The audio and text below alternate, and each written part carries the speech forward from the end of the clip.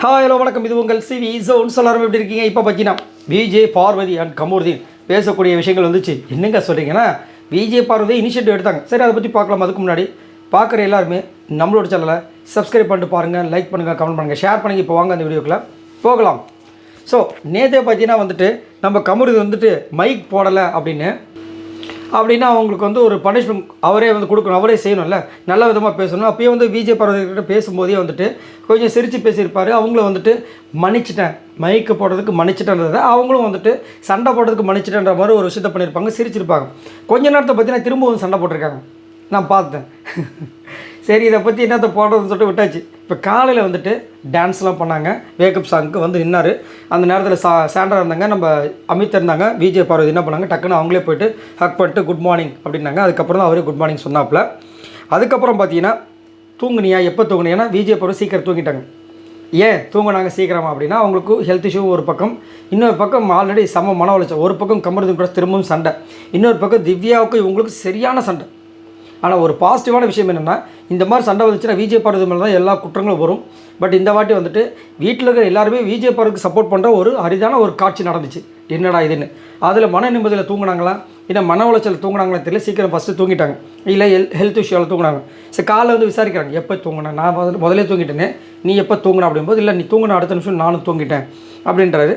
Right, நல்ல பையன் அப்படின்ற மாதிரி வந்துட்டு அவங்க வந்து அப்ரிஷியேட் பண்ணுறாங்க. அதோட அவர் தான்.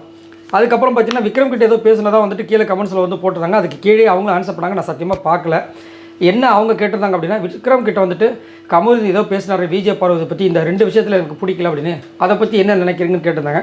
அது கீழே ஆன்சர் அவங்களே போட்டிருந்தாங்க. என்னென்னா, இல்லை அவள் எனக்கு ரொம்ப பிடிக்கும், அவளுடைய விஷயங்கள் உண்மையாக இருக்கிற விஷயங்கள் பிடிக்கும், ஆனால் கேமுக்காக ஒரு விஷயம் பண்ணுறாங்க அது எனக்கு பிடிக்காதுன்ற மாதிரி பேசியிருந்தாங்கன்னு போட்டிருந்தாங்க. நான் அதை பார்க்கல. இருந்தாலும் நீங்கள் கேட்ட கேள்விக்கு அவர் சப்ஸ்கிரைபர் சொல்லியிருக்காங்க, அதை வந்து நான் சொல்கிறேன். ஸோ நீங்கள் உங்களோட கருத்தை சொல்லுங்கள். நான் என்ன பார்க்குறேன் இந்த லவ்ன்ற விஷயங்களை பார்த்தீங்கன்னா, கமருதீன் என்னதான் அவர் வந்து கோவப்பட்டாலும் அவர் தனியாக, அதாவது ஒரு சிக்னல் மட்டும் காட்டுறாரு. ஆனால் திரும்ப போகிறது பார்த்தீங்கன்னா விஜய் பார்வதியாக தான் இருக்குது. ரொம்ப அவங்க வந்துட்டு இந்த ஒரு என்ன சொல்லுவாங்க, லவ்வாங்கி ஆகிட்டாங்க. அவங்க வந்து மனசை வந்து கொடுத்துட்டாங்க. அது மட்டும் இல்லாமல் அவங்க அம்மாக்கிட்டையும் பேசிட்டாங்க. இப்போ வெளியில் போகும்போது இவங்க எதுவுமே இல்லாமல் வெளியே போனாங்க வச்சுங்களேன், இதைத்தான் நான் அப்பயே சொன்னேன், மூளை யூஸ் பண்ணுங்க, பார்த்தியா ஒன்றுமே இல்லாமல் போச்சா அப்படின்ற மாதிரி ஆகிடும். ஸோ அது ஒரு ப்ரெஷர் அவங்களுக்கு. ஏன்னா இவரை பற்றி நிறைய விஷயங்கள் சொல்லியிருக்காங்க. ஆனால் அவங்களும் வந்து ஒரு சில விஷயங்கள் சொன்னாங்க கமருதீன் பற்றி. அந்த தம்பிக்கு இன்னும் மெச்சூரிட்டி இல்லாமல் கண்டிப்பாக நிறைய விஷயங்கள் பட்டால் தான் அந்த பையனுக்கு புரியும் அப்படின்ற மாதிரி அவங்களும் சொல்லிட்டாங்க. ஆனால் கமருதீன் வந்து நேற்று பேசின விஷயம் எனக்குமே கண்டிப்பாக உடன்பாடே கிடையாது.